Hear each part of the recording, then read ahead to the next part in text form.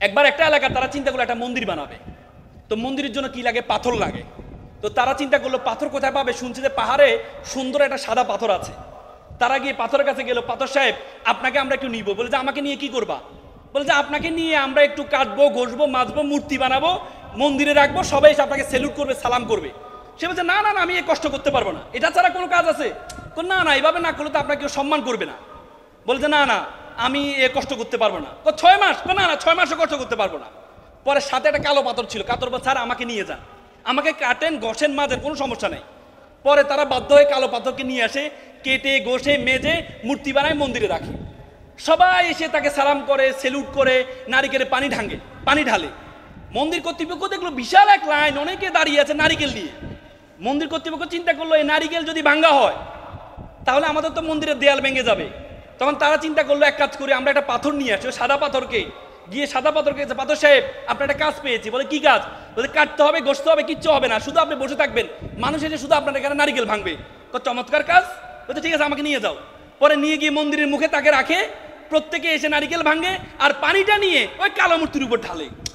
সে বলে কিরি বেটা, এস কালো মূর্তি, তারা কেউ কখনো সম্মান দিত না, তাকে কেউ সেলফি তুলতো না, আর আজকে প্রত্যেকে আমাকে আসতে যাইতে লাথি মারে, জুতোর মধ্যে ময়লা লাগলে আমার উপরে ঢলে জুতার ময়লা পরিষ্কার করে, নারিকেল ভাঙে আর পানিটা নিয়ে কালো মূর্তির উপর ডালে, তাকে প্রণাম করে, সম্মান করে।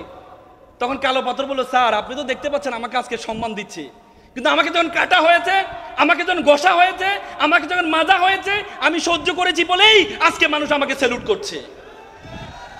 তুমি যদি মনে করো যে আল্লাহ রাসূল বলেছে আত-তাকদিরু লা ইয়ারুদু, তকদির কখনো পরিবর্তন হয় না, কিন্তু তকদিরের পরে যে অংশ ইল্লা বিদ-দুআ, তকদির পরিবর্তন হয়।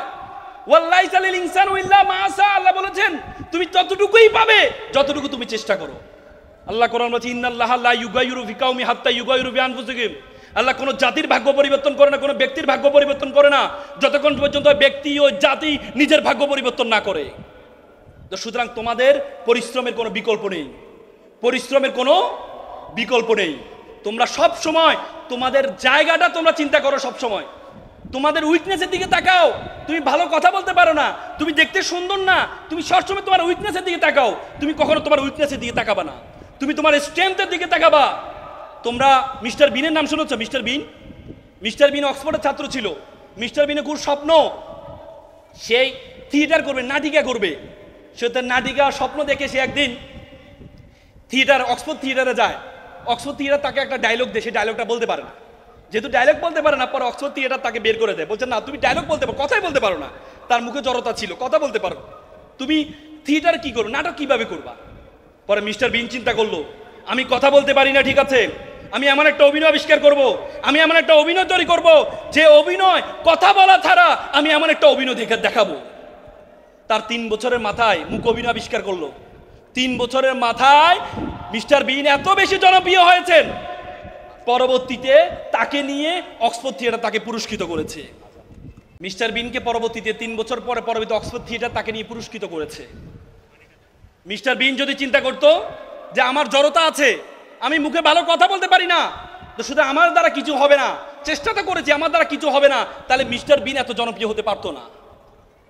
আমি একটা স্টোরি কানেক্ট করি। একবার একটা ছেলে প্লে বয়, সবসময় তার পিছনে সুন্দরী মেয়েরা ঘুরে, তো মেয়েদের পিছনে সময় ব্যয় করতে করতে সে আর পড়াশোনা করতে পারে নাই।